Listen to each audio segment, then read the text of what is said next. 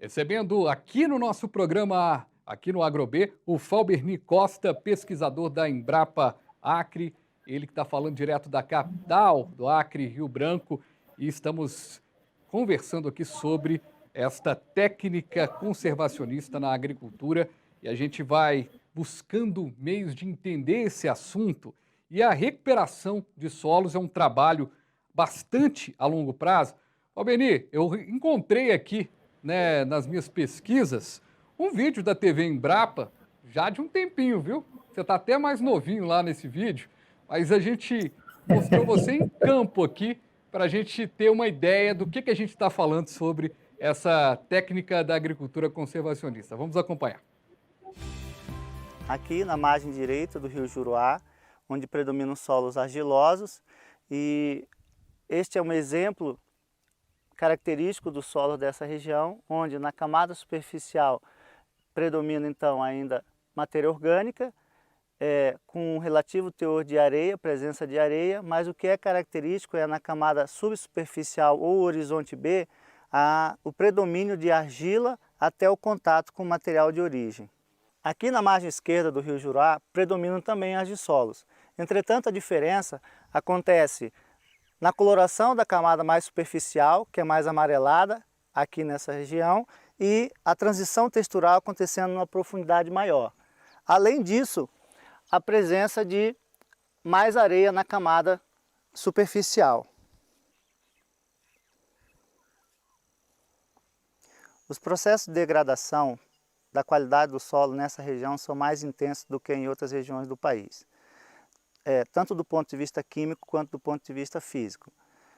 Por que isso acontece? Nós temos precipitação e temperatura elevadas durante o ano inteiro e isso não garante que os nossos solos produzam por longo tempo, mantendo a qualidade do solo. Então, esse aqui é um exemplo de uma roça de mandioca que está sendo cultivada sobre um solo degradado, com bastante tempo de cultivo, e essa roça já está com 8 meses de plantio e deveria estar produzindo pelo menos o dobro do tamanho de planta e do número de raízes que nós vamos ver agora. No exemplo, eu vou arrancar um pé de mandioca para a gente avaliar a quantidade de raízes que ela tem.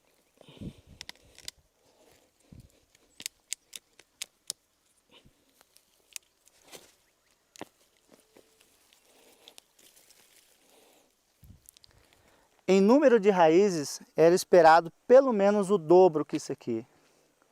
E em tamanho de raízes, essa é pelo menos a diferença mínima que se poderia esperar da raiz de tamanho e um diâmetro pelo menos uns 3 vezes maiores que esse.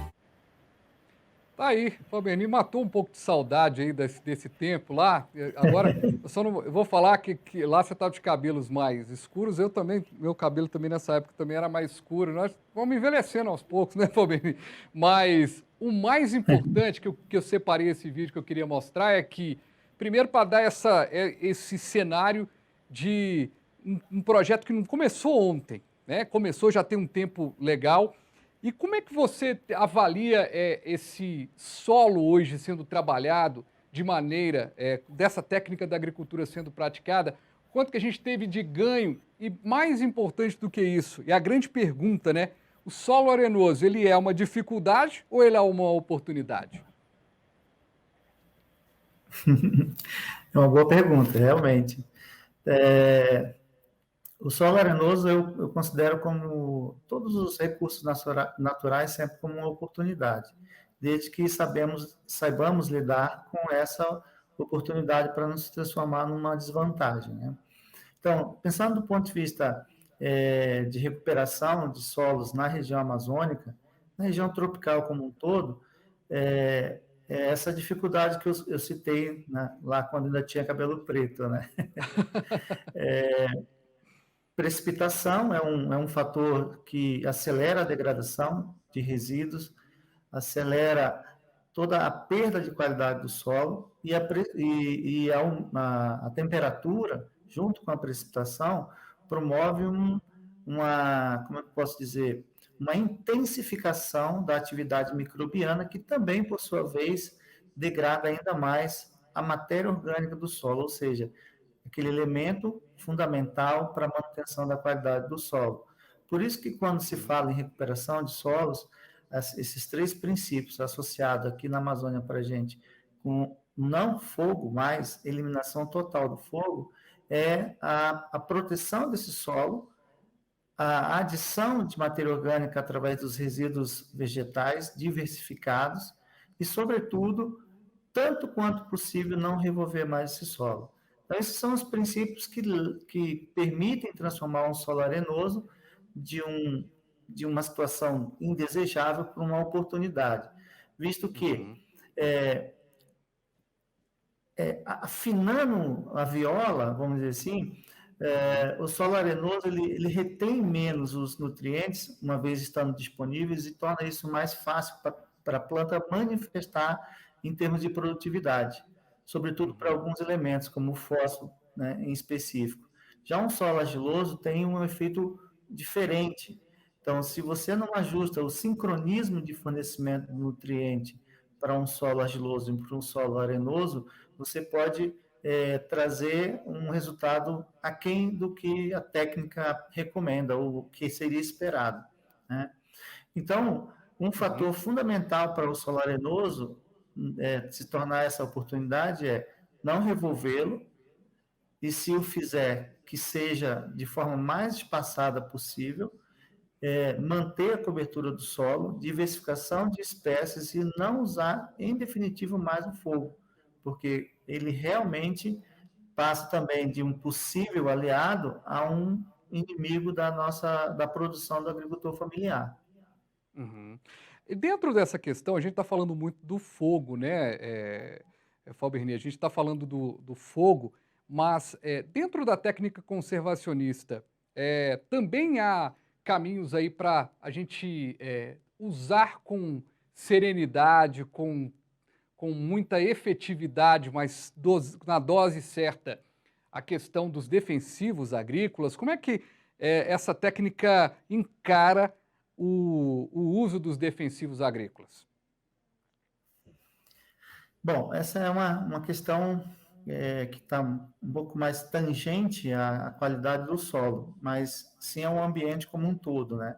Todavia, se você tem um solo com qualidade, com saúde, que é hoje o grande o tema em todo o planeta, que é a saúde do solo, se o solo não tem saúde, todos os seus componentes que estão envolvidos na produção, eles também tendem a ter alguma deficiência, algum sintoma de deficiência. Então, uma planta muito bem alimentada, vamos fazer esse paralelo com a saúde humana, uma planta sadia, ela resiste mais porque ela também tem mecanismos de defesa, não só contra patógenos, contra doenças, pragas, né? Então, nesse sentido que eu vejo que é possível produzir com redução de agrotóxicos, desde que o solo seja mantido com essa qualidade para que a planta possa expressar os seus mecanismos de defesa. Lógico, estou falando de agricultura familiar, onde os plantios têm áreas pequenas. Exato. Já numa área muito grande, ou das plantations, aí já é um outro cenário que precisa ser avaliado, e já existem técnicas como o manejo integrado de pragas, né, para que esses defensivos eles sejam utilizados cada vez menos. Mas na escala familiar, isso é possível. Eu acredito nisso, e tanto é que nesses 15 anos, se a gente fosse fazer um cálculo de todos os componentes que nós utilizamos entre sementes, adubos, defensivos, eu acredito que o defensivo, fazendo um cálculo rápido aqui, não chegou a 10% do custo total que nós fizemos de implementação nessa pesquisa durante esses 15 anos. Que legal. E quando a gente fala do Acre, a gente fala, né, da floresta amazônica, e a gente percebe a importância da sustentabilidade, é o símbolo, né, dessa questão da sustentabilidade. Algo que a gente sempre destaca, que hoje não há um caminho da agricultura, seja ela industrial, seja familiar. A agricultura familiar está ali no mote, né, do agronegócio, com certeza. Não há sem uma consciência ambiental. como você percebe hoje essa consciência ambiental por parte dos produtores, até mesmo por esse emblemático espaço, né, na Amazônia? Eu acredito, né, e esses 15 anos me fizeram acreditar nisso. Na medida em que o produtor tem acesso ao conhecimento, ele é muito, vamos chamar assim de uma forma bem comum, né? Ele é ávido, ele é faminto por conhecimento. Por quê? Porque durante muito tempo, nesses anos seculares ou milenários, ele não teve assistência técnica, ele não teve acesso à tecnologia. Então, se a tecnologia chega até ele muda o pensamento, porque ele percebe uma coisa muito simples. E eu sempre usei essa frase desde quando começamos o trabalho lá em Mâncio Lima, né?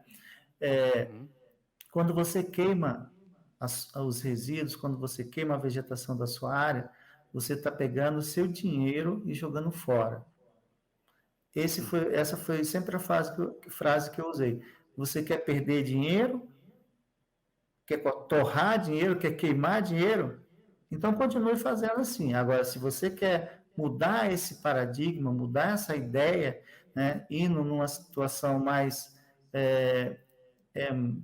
amigável do ambiente, vamos chamar, e sustentável da produção, ele vai atender isso.